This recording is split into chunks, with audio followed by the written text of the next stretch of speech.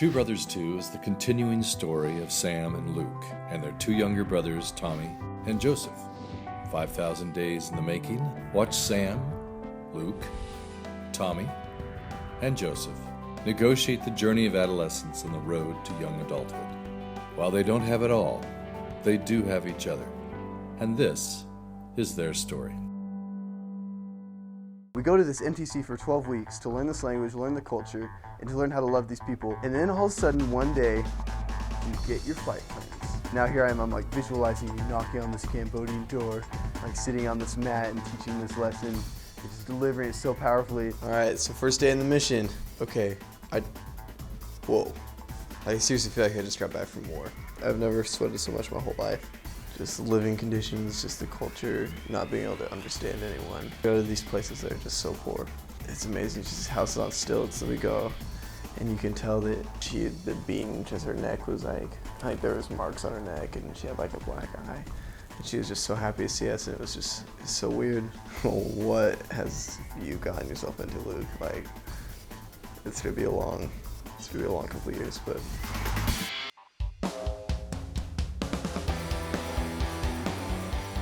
My companion takes a bite of this black chunk, kind of looks like tofu.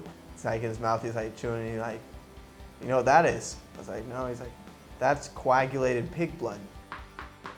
Oh great, I just ate pig blood. Like, that's disgusting. We just helped harvest a rice field, and now we are eating cricket. Cheers.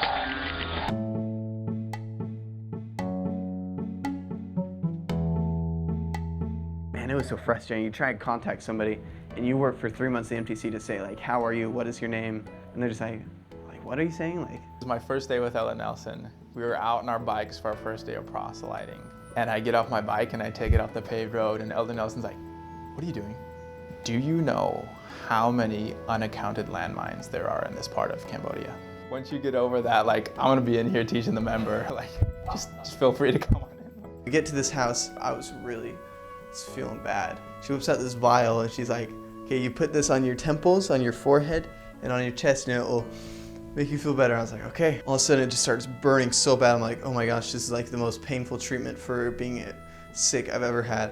Now that I look at it, it says nail polish remover. My bike broke like 6 times because they weren't made for large Americans. It's like bending like that, so my legs are like hitting my basket while I'm going. I'm like over the front. And I get called fat like all the time. I'm not even fat, like, I don't think I'm that fat, like maybe a little. Taught a couple lessons. Okay, so we have booth 3, and they have 6 kids. And he's the father, and he's the last one that's not a member. He'd always come in kind of halfway through the lesson, just intoxicated, like really rude, and trying to interrupt the lesson, ruin the spirit of the lesson. So like, okay, we're just gonna teach this guy. We're gonna do everything we can to give this guy a shot. And what was great about Book 3 is he had a desire to learn. So we just started teaching him. We didn't really have an end plan in sight. We just knew that we needed to help this father, this family. This lady that's like hoeing this rice field, just like this 60-year-old lady with no shoes, and my companion just picked up a hoe, and I went and found one. We just started hoeing this lady's yard. I swear she started like tearing up a little bit because we did enough work that it was probably a week's worth of work for her. And it was so funny because like 20 little like kids there, and we started this thing where like we'd like bicep curl these people. I'd go up and they'd start like flying down, and we built some trust with this neighborhood, and it's just like really cool. I was like this is great. This is like my favorite scripture. I shared the wrong scripture, and it was like if you don't keep my commandments, you're gonna be damned and thrust down to hell. And I was like sharing it, just like so enthusiastic. Like, here, just like read this. Like it's great. Like just trust me. This is a really good scripture. Man, this would be like really funny if like Joseph was here or Sam was here. He'd think this was really funny. Pretty much anything I've done in my life is not important to the Cambodian people. What is important to the Cambodian people is how clearly I speak the language. And at this point, I still don't speak very clearly. I can help these people. I just feel like right now I want to help them so bad, but I can't. Here I am representing Jesus Christ, probably the first representation of Jesus Christ that they've ever seen. But here they are like teaching me how to do my job almost, teaching me how to represent Jesus Christ. I love the Cambodian people. I feel like I need to become more like them to be able to teach them effectively. We were sitting there teaching, and we just heard smack, smack, smack, followed by screams. And I opened my eyes during the prayer, and I looked at Elder Nelson, and he did the same to me, and we're just like, we've got to go do something. We go over there, and Chumbrang, like a 12-year-old kid. Reminds me of Joseph. And he's got this like bike lock thing. He's just smacking him as hard as he can. And you're quite like you're just broken, like you're this dumb kid, like. And to see a child crying, I mean, he's got like sores and splits all along his arm. I'm ashamed to say this, but Elder Nelson and I stopped for maybe half a second. We're just like, I don't know what to do. I'm a 19, 20-year-old kid. I don't know what to do. We've been told that if we hit somebody, if something goes down, then we are at stake of going home, of ending your mission. If I walk away from this, like the rest of my life, I'm gonna be like biking home just thinking about Chumbrang getting beat. What happens is I went and I grabbed him like this. Elder Nelson ripped out the tool he was using to beat his kid with. I had my hand on his face, like unwrapping him, and I take my hand up, he like spits on me, and he's like swearing at us. We got Chumbrang, like brought him to a member's house and just made sure he could sit there and just like sleep there for the night, or Putri actually. I just try to imagine that kid's life, like he's just had that his whole life. Every day is like a survival with his dad, like either hiding from his dad or not coming home until his dad's asleep. I don't know. And it's just like this innocent little kid. He can't stand up for himself. And,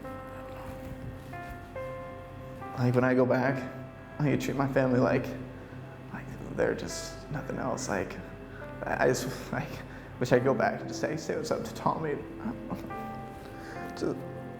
The concept of a family is so important. I feel like all I can do is just teach the doctrine and teach about families. And it makes your purpose seem a lot deeper than a baptismal statistic. It's really just like, I changed this many people's lives. Like, this guy is safe at night because of the gospel. And so we go out and we get our little rice with pork in it in the morning and eat this. I'm excited. Like, this is my rice. This is my rice. This is no one else's rice. And I got off and I saw this old Cambodian man. His son's dirty on his face, and he's like, I wonder what he ate last night. Like, I wonder if he went to bed hungry last night. And I started to look around, and I looked at all the Cambodians around me, and I started looking in their eyes. I'm like, I wonder if he went to bed hungry last night. And I wonder for the last month if he's gone to bed full one time. Since I've been here, I've just kind of been worn down by everything that's happened in the culture and everything. I just need a friend. Like, all I've got is this video camera. So we are riding our bikes, and all of a sudden we just hear this honking. All I can remember is just seeing this blue object enter into my vision going super fast, takes out my companion, and then Elder Jorgensen, who gets hit as well, and he flies literally 5 feet in the air, and I just look down and I just see this mangled mess, and there's 3 unconscious bodies just laying there. And literally the first thought that came to my mind was, Elder Nielsen just died.